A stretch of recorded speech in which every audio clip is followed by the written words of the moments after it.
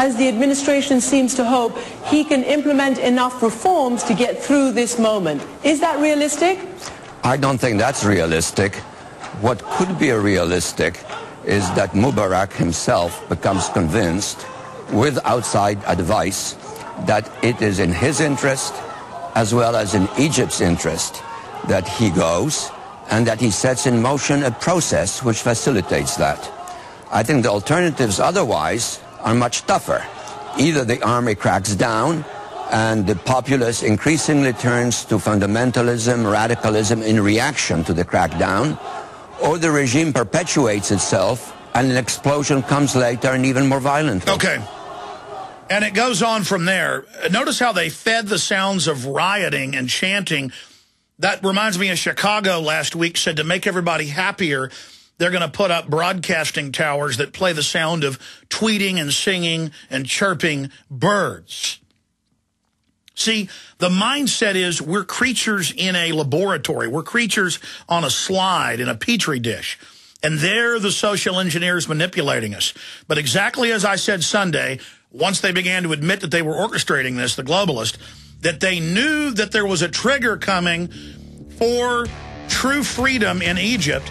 And so they sent their globalist stooge in with money and backing to go ahead and overthrow their old apprentice, their old puppet out, Count Dooku or Hosni Mubarak, and they're going to replace him with Darth Vader, Muhammad el-Baradi. If you want to use a Star Wars analogy. We'll be right back. Stay with us. We're on the march. The Empire's on the run. Alex Jones and the GCN Radio Network. This is Alex Jones with 5 good reasons you should consider buying a solar power generator. Number 1, new climate legislation could easily double or triple your electric bill. Number 2, our new energy czar wants to control how much power your electric company allows you to have. It's true. Total government control of electricity in the name of smart grid technology is coming. Number 3, in some areas of the country, the power grid is dangerously overloaded. And now new socialist legislation is only compounding the problem. Number 4, dangerous weather is always a threat to local grids. Every year, thousands of families lose their power from weather-related outages. Number 5, a solar power generator provides powerful backup insurance and peace of mind. Folks, I really believe in the solar power generators offered by Solutions from Science, one of my oldest sponsors. You can get more information at www.mysolarbackup.com. That's mysolarbackup.com. Remember, the government doesn't own the sun, so go to mysolarbackup.com or call 1-877-327-0365.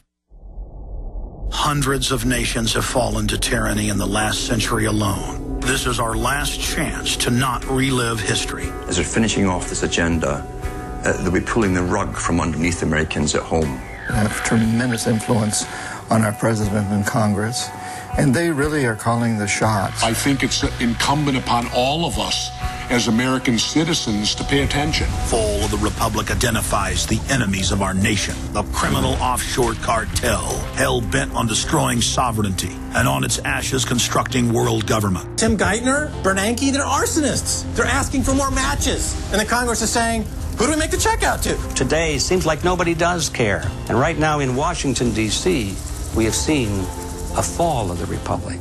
Get your copy of Fall of the Republic on DVD at Infowars.com or watch it online right now in super high quality at PrisonPlanet.tv.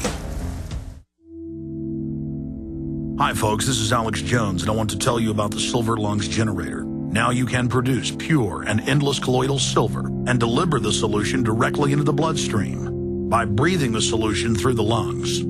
The respiratory system is the first line of defense for airborne pathogens and viruses. The Silver Lungs generator infuses the respiratory system with your self-produced nanosilver solutions and also delivers the silver nanoparticles instantly into the bloodstream. With continued legislation threatening the sale of nanosilver products, you can now produce pure and endless colloidal silver with the Silver Lungs generator. Very easy to follow step-by-step instructions are provided, making production fast and simple. Go to www.silverlungs.com today and learn more about the breakthrough technology of the Silver Lungs generator. That's www.silverlungs.com.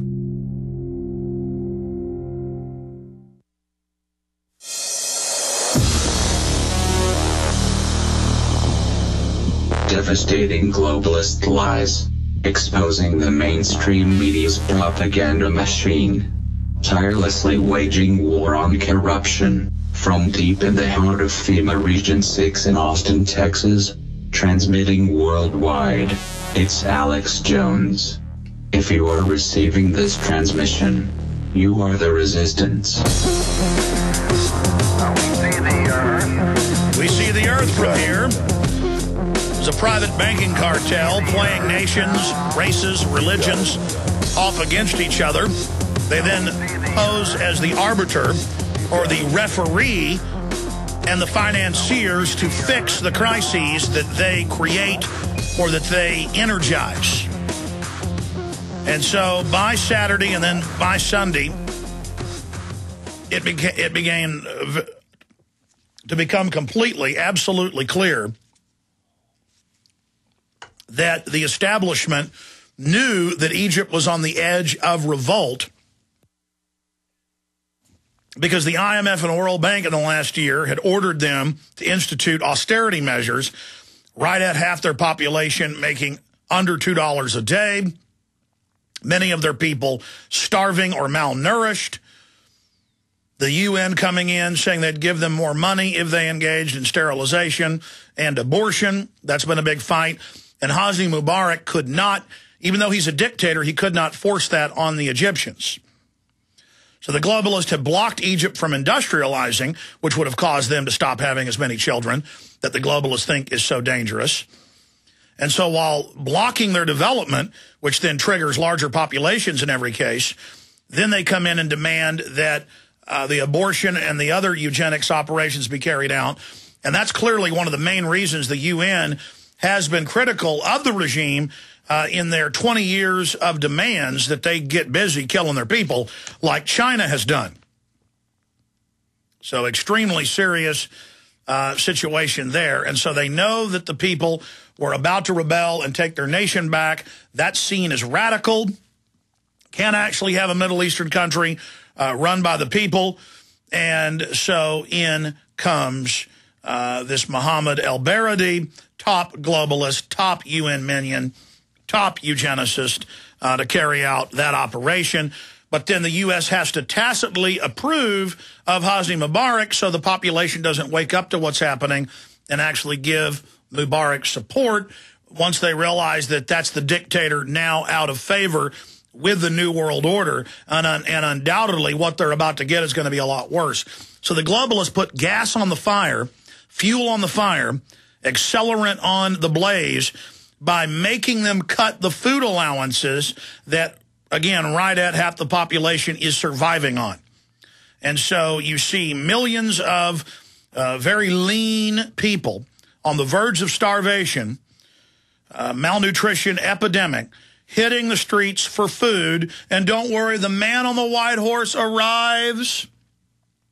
Mohammed El-Baradei, he will save you. And the Muslim Brotherhood that I hear neocons talking about being radical Muslims that want to get us, admittedly run by British, Israeli, and U.S. intelligence, trying now to overthrow Saudi Arabia. Openly, the head of the Muslim Brotherhood saying they're going to overthrow Jordan, the big ally, because they don't want Jordan with factories and hotels and fighter jets and friendly royalty and an elite wearing Armani suits. And, you know, women sipping Coca-Cola on the street corners at the cafes. They want them like Iraq, truck bombings, guys running around with, you know, hoods on their heads, screaming Allah Akbar, blowing up Shiites and Sunnis, killing each other. The grand chessboard, destruction. You cannot serve the New World Order. You cannot lick their boots and have them leave you alone. Anyone who can stand, anyone who can tie their shoelaces is an enemy of the New World Order, including America. We're taught to have this lustful hate of the Muslims while Western governments bring them in as fast as they can. While the tax-free foundations, Carnegie, Rockefeller, and other endowments, Ford, fund the radical Muslims, fund the liberation theology, fund the jihad, fund the takeover in the prisons, which are giant education centers for the Muslims to take over. They are creating that foreign enemy and then offering their solution. Just as they fund the Hispanic liberation, the black liberation, just as the FBI has been caught and the Southern Poverty Law Center and others running and infiltrating and controlling the white supremacist.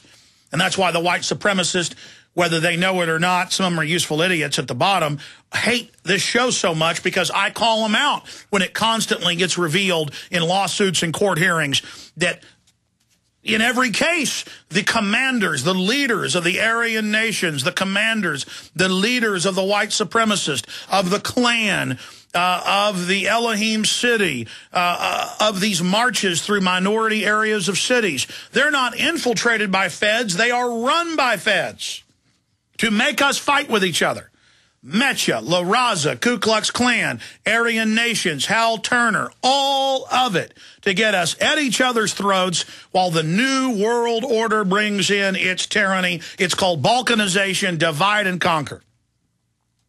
Now, I listened to local radio this morning, local AM, then I listened to local FM, then I listened to national AM, then I checked the news listings for about 3 hours, scanning back and forth, and I heard this big demonization of Hosni Mubarak because he did an internet kill switch and shut the web off. And certainly, I mean, what do you think a dictator now in his Hitlerian bunker, as Der Spiegel points out, surrounded on all sides, what do you think he's going to do? But none of them want to talk about the internet kill switch our government has already constructed and has already built. As Egypt goes offline, U.S. gets internet kill switch bill ready. The Age, Sydney Morning Herald. For some reason, the Australians are big on this. PC World, they're all reporting on it. Oh, but I don't hear those talk show hosts crying out against that. In fact, a lot of conservatives agree we need this because of Al-Qaeda, yes. And then they launch an attack on the web, say Al-Qaeda did it, shut the web down for a time, and when they roll out the new web, it's got all the controls in place that are already there. A nice false flag on our liberty, and they'll have the average liberal and conservative on talk radio, on TV, cheering, we're not going to let Al-Qaeda win. We've got a new unfree internet. That'll keep us safe. We've got to have this internet for commerce.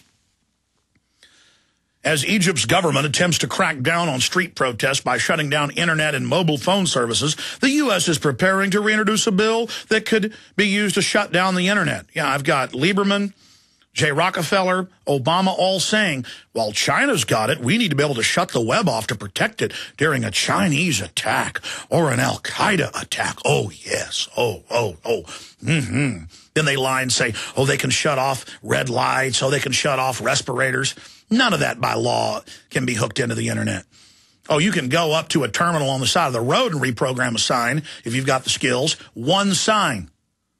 You cannot, it's on its own network. It was initially introduced last year, but expired with the new Congress. Yeah, they say the terrorists are going to make the nuclear reactors go off. Really, when the U.S. and Israel made the Stuxnet 3 months ago, a spy had to put it in with a thumb drive into the computer and into every piece of equipment that was separated. Globalist spies had to load it directly in because it wasn't hooked to the internet, even in Iran. Oh, but then our media said, we've got to give up our internet freedom and have the kill switch because of Stuxnet. That happened right as they were lobbying to pass it. And then they later admit our own government with Israel launches the Stuxnet that bounces back on our countries in the West, and then they have no shame